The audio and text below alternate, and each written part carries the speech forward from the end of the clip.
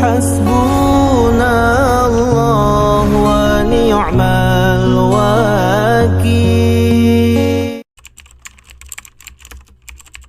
Tentu saja nggak masalah. Tapi kan biasanya persepsi orang bulan madu itu kan biologis ya. Biasanya begitu.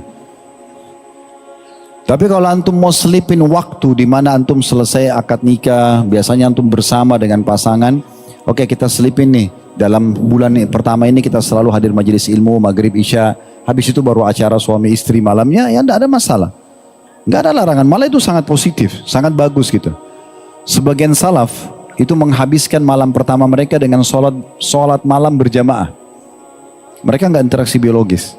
Dinukil banyak sekali kisah dari para salafus saleh pada saat mereka pengantin baru, setelah mereka sholat sunnah, biasanya ada sunnah selepas akad nikah ya, dan mendoakan ubun-ubun istri, kemudian mereka mulai sholat di malam hari itu, dan akhirnya pasangannya ikut dan mereka sholat berdua sampai pagi ya. Mereka habiskan justru bersyukur kepada Allah dengan ibadah, karena interaksi biologis bisa setiap saat. Tapi ibadah bersama ini kalau dimulai di awal sekali pernikahan, berarti nanti seakan-akan ada pesan ke setiap pasangan, suami ataupun istri, kedepannya kita begini loh ya. Nah seakan-akan itu sebuah prinsip hidup, itu sangat baik. Apakah berlaku laknat Allah kepada suami yang menolak ajakan biologis istrinya? Sebagaimana hadis menyebutkan, kalau istri yang menolak ajakan suaminya dilaknat, jawabannya tidak. Kenapa? Karena itu hukum Allah. Yang ada dalam dalil istri yang dilaknat. Ada alasan-alasannya. Alasan yang pertama, jarang sekali suami nolak. Iya. Coba saya tanya sini, ini laki-laki sekian ribu orang datang. Antum kalau diajak sama istri nolak gak? Ah, sudah dengar akhwat? Gak ada yang nolak. Kecuali istrinya bau, ya. Bau jengkol, bau nggak mandi mungkin. Tapi kalau dia wangi, dia cantik, siapa yang nolak? Laki-laki itu colek sedikit langsung dia semangat. Jadi nggak mungkin laki-laki nolak itu. Kecuali dalam, insya Allah dalam kondisi dia sakit pun selama belum stroke pasti dia mau. Beda sama perempuan.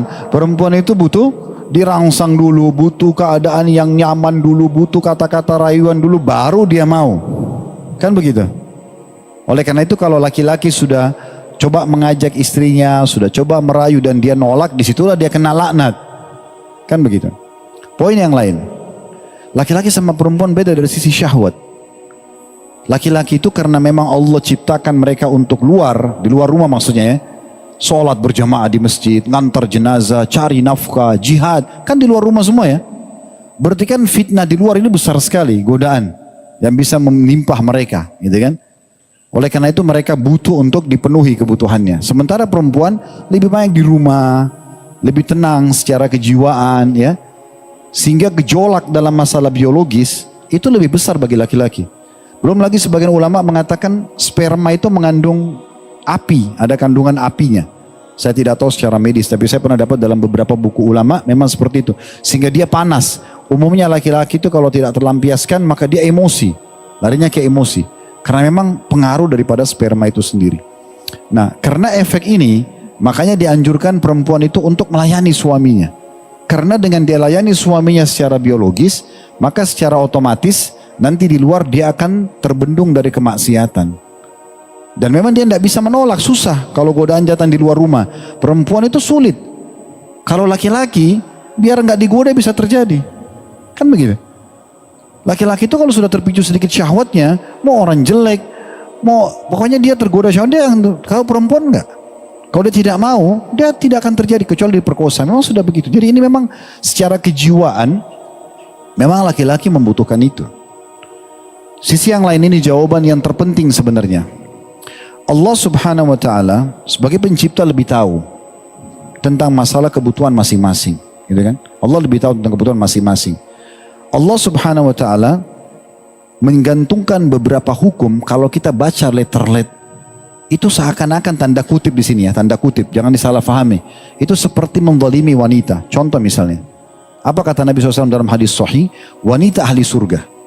Wanita ahli surga. Jadi ada jaminan surga buat mereka yang seperti ini. Wanita yang kalau dia menyakiti atau disakiti oleh suaminya. Garis bawahi kata-kata disakiti. Wanita ahli surga, wanita yang kalau dia menyakiti atau dia disakiti, maka dia akan datang pada suaminya di malam hari sambil memegang tangannya dan mengatakan, saya tidak bisa memejamkan mata saya sampai engkau ridho kepadaku. Pertanyaan sederhana sekarang, kenapa ada bahasa disakiti? Sekarang kan kalau menyakiti, wajar orang minta maaf kan? Itu kan salaman itu, saya tidak bisa pejamkan mata sampai kau ridho, seakan-akan maafin saya. Bagaimana memahami dalil ini? Ada bahasa Nabi SAW kalau dia disakiti, berat ya. Dia sudah disakiti perasaannya, dia yang datang minta keridhaan suaminya. Kok bisa? Ternyata ulama bahas masalah ini. Subhanallah, detail sekali. Jadi karakter laki-laki, karena kita ini memang Allah ciptakan manusia di luar rumah ya. Jadi saya berikan gambaran sholat berjamaah di masjid. Sudah biasalah, hujan, panas, sudah biasa. Makanya kita nggak butuh hand body, sunblock, nggak butuh. Memang sudah makhluk luar rumah gitu ya. Nah iya, laki-laki sudah begitu ya. Antar jenazah, jihad, apalagi jihad, mungkin mandi berapa hari nggak mandi gitu, karena susah dapat. Ini peluru bisa ditembakin kalau kita luangin waktu buat mandi kan susah. Nah dengan kondisi kita di luar rumah seperti itu, berarti sifat defense laki-laki itu kuat sekali, pertahanannya kuat. Kapan dia diserang, yang terjadi adalah pertahanan. Makanya saya sering nasihati para ummahat sebagai istri, kalau menghadapi suami jangan pakai cara laki-laki. Misal contoh banting pintu, karena laki-laki bisa rubuhin pintu, gitu kan. Anda pecahin satu piring, dia pecahin satu rak, kan gitu. Dia perempuan ini teriak, laki-laki bisa lebih keras suaranya. Allah sudah kasih suara yang lembut dan air mata. Itu senjatanya perempuan tuh. Kalau sudah laki-laki dia tapi begitu nggak bisa buat apa-apa. Antum baru mau marah, istrinya sudah nangis. Coba kalau dia tangannya di sini, kamu begini, oh kamu juga. Kan begitu, ya. Ternyata teman-teman luar biasa hikmah hadis ini. Antum bayangkan nih, kalau kita lagi buat salah, istri datang. Sudah jelas-jelas kita salah ini, dia salaman. Kalau misalnya saya buat salah, maafin saya. Apa yang terjadi? Oh enggak, saya yang salah. Wah, gitu. Keluar ke jantan ya, ngakuin kesalahan. Nah itu hikmahnya. Karena Allah pencipta lebih tahu karakter laki-laki, jangan dengan keras, nggak bisa. Diajak berantem benar dia, gitu kan. Makanya dengan lemah lembut, dengan kesantunan itu luar biasa. Menundukkan bagaimana egonya laki-laki itu tertunduk itu dengan cara seperti itu. Ya jadi kasus masalah laknat ini adalah sebenarnya bentuk kasih sayang Allah. Karena kalau tidak diancam seperti ini mungkin perempuan malas. Dia kan butuh dirangsang dulu. Ada sebagian laki-laki dia sudah syahwatnya penuh di kepalanya. Dia nggak ada waktu untuk merayu lagi. Dia langsung tiba-tiba mau lampiaskan ke istrinya. Istrinya butuh dirayu dulu, kasih bunga dulu, kasih coklat dulu. Ini kapan biologisnya? Iya kan? Makanya datang, dilaknat loh kalau tidak layani. Oh, ada laknat nih. Jadi biar saya nggak dirayu, layani aja deh. Kan begitu. Begitu memahaminya. Termasuk kebijaksanaan seorang laki-laki. Ini bijaksananya dan dewasanya dia adalah dia pintar membagi waktu. Dan kata Nabi SAW, "A'ti kulla dhi haqqin haqqahu." Kepada Abi Darda radhiyallahu anhu, berikanlah segala sesuatu tuh haknya. Antum kan sudah ada jam kerja tuh, 8 jam sehari. Ya udah itu aja antum pakai. Selebihnya nikmati waktu sama istri, nikmati waktu sama anak. Jangan lagi makan angkat telepon. Akhi, antum ngomong gak jelas nanti. Wow. Lagi ngunyah. Jangan terima telepon dulu. Makan aja dulu, bismillah. Habis itu baru kembali ke pekerjaan tersebut. Jangan juga istri sudah nunggu 8 jam, 10 jam antum di luar jalan. 8 jam kerja dengan macetnya misalnya 10 jam. Ketemu pun sibuk dengan handphone. Taruh handphonenya, ngobrol sama dia. Berikan haknya. Berapa banyak orang yang lakukan haram. Dia pacaran di luar sana haram. Dia bisa tidak angkat telepon. Baru perlu dimatikan hanya untuk nikmati yang haramnya. Kenapa antum tidak nikmati sama yang halal nih? Permainan syaitan semuanya. Sudah waktunya istirahat. Berikan semua haknya. Bahkan saya dalam membahas masalah manajemen rumah tangga, coba kasih semua haknya. Di meja makan, tempat untuk makan. Oke, ngobrolin masalah makanan. Di ruang tamu atau di ruang keluarga, ngobrol tentang masalah keluarga. Di ranjang, biologis dan istirahat. Kasih semua haknya. Sehingga maksimal, gitu kan. Nah ini lebih penting, sehingga manajemen rumah tangga itu jadi lebih rapi.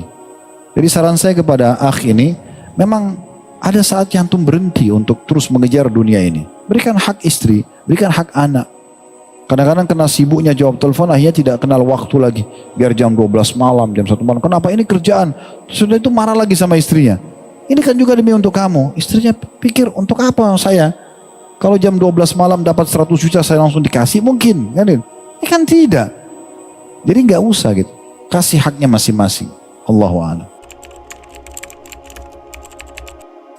Kalau yang saya tahu ya, sebatas ilmu saya, sebenarnya semua orang itu ada jodohnya. Sebatas ilmu saya, tanda kutip. Cuma memang kadang-kadang kitanya yang rewel. Ya. Sering kali datang sinyal jodoh itu kita tolak semua. Siapa teman-teman di antara kita sini yang belum menikah? Yang belum menikah ya. Berapa kali peluang nikah antum datang? Tidak mungkin tidak pernah.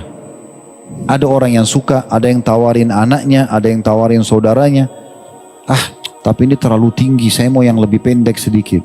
Ini terlalu putih, saya mau yang hitam sedikit. Oh ini terlalu kurus, tulang-tulang semuanya, saya mau yang gemuk. Apalah, dia sendiri yang terlalu banyak rewel gitu. Karena Allah subhanahu wa ta'ala memberikan fitrah, dasarnya kita diciptakan untuk punya keturunan, kan gitu. Populasi manusia kan. Nggak mungkin tidak ada interaksi biologis. Allah jadikan pernikahan sebagai syariat. Allah janjikan pahala besar di biologis. Allah jadikan amal jariah yang besar di anak-anak. Masa Allah buat orang tidak ada jodohnya? Kan nggak mungkin. Harusnya connect dong, kan gitu. Cuma memang kitanya yang selalu nolak. Mungkin dalam kehidupan kita sudah 10-20 orang kita tolak semuanya. Padahal sebenarnya kalau datang sinyal itu jangan buru-buru nolak. Ya. Coba sholat istikharah dulu.